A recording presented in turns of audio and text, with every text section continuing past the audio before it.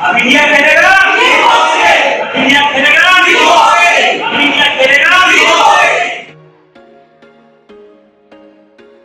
There was once a day that I would pray for you. I'd go and misbehave just so you'd notice.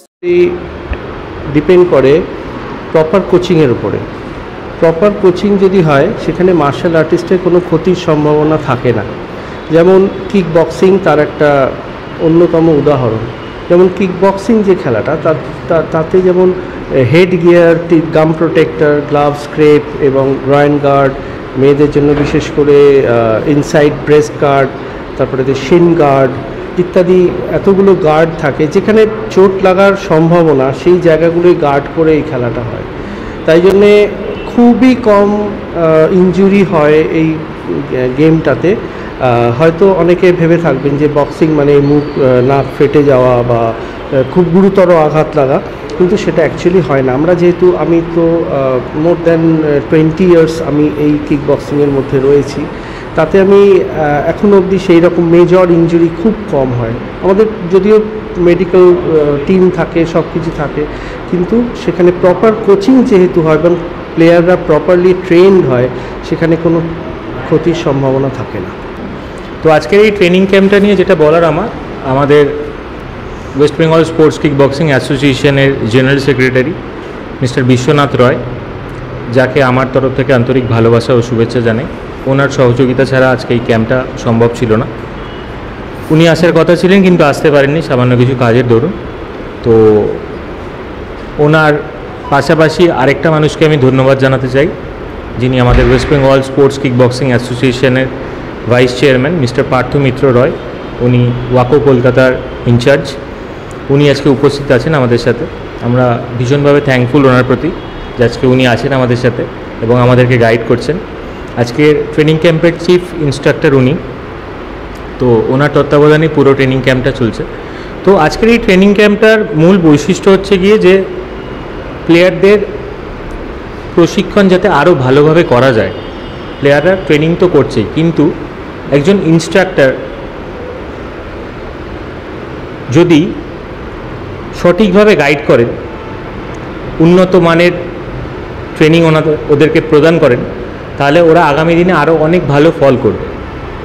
আমরা রোজই training করাই এবং আমরা চাই যাতে ওদের প্রত্যেকটা ছোট ছোট জিনিস যাতে ডেভেলপ করে খেলার ক্ষেত্রে, যাতে ওরা ডিস্ট্রিক্ট থেকে স্টেট, স্টেট থেকে ন্যাশনাল, ন্যাশনাল থেকে ইন্টারন্যাশনাল অবধি ওরা পৌঁছাতে পারে।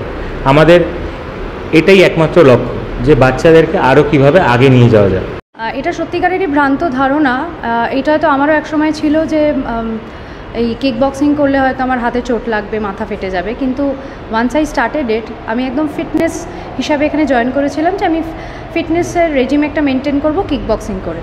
ধীরে ধীরে আমি দেখলাম যে প্রত্যেকটা পদক্ষেপে আমার উন্নতি হচ্ছে। এবার সেখান থেকে আমার ফিটনেস থেকে আমি ফাইটে চলে এলাম। তো ফাইটও যখন আমি করতাম আমার একেবারেই কোনো চোট হতো না, কারণ টপ টু বটম পুরো গার্ড থাকতো, হেলমেট, টিথ গার্ড, মহিলাদের জন্য স্পেশালি ব্রেস্ট গার্ড বা চেস্ট গার্ড, গ্রয়েন গার্ড মহিলা পুরুষ সবার জন্যই থাকে এবং শিন গার্ড থাকে, তার সঙ্গে আমাদের ক্রেপ এবং গ্লাভস থাকে। অতএব কোনো এখানে চোট লাগার সম্ভাবনা ভীষণভাবেই কম। আর আমাদের এমনভাবেই ট্রেনিংগুলো দেওয়া হয়, পাওয়ার পাঞ্চ করলেও, পাওয়ার কিক করলেও সেখানে সেইভাবে চোট লাগে না। আর এইটাই আমার মূল বক্তব্য যে কোনো মহিলাও এখানে এলে, এত মহিলা, এখন প্রচুর মহিলা আসছে কিক বক্সিংয়ে এবং অনেক বিভিন্ন এজেরই আসছে। আমার নিজের এজই 40 আপ, কিন্তু এখনও আমি ফাইট করি, এখনও আমি খুব ভালো, আমার ভালো লাগে। মানে ওয়ান্স আই ডু দ্য ফাইটের পরে আমার ফিজিক্যাল আর মেন্টাল একটা অদ্ভুত পিস নেমে আসে। তারপরে আমার মনে হয় যে অনেক বেশি শুধু সাহস বাড়া নয়, আমার উইল পাওয়ার অনেক বেড়েছে, কনফিডেন্স অনেক বেড়েছে, আমি অনেক বেশি স্ট্রিট স্মার্ট হয়ে গেছি। আমি আমার নিজের প্রফেশন দিয়ে বলবো, আমি একজন জার্নালিস্ট।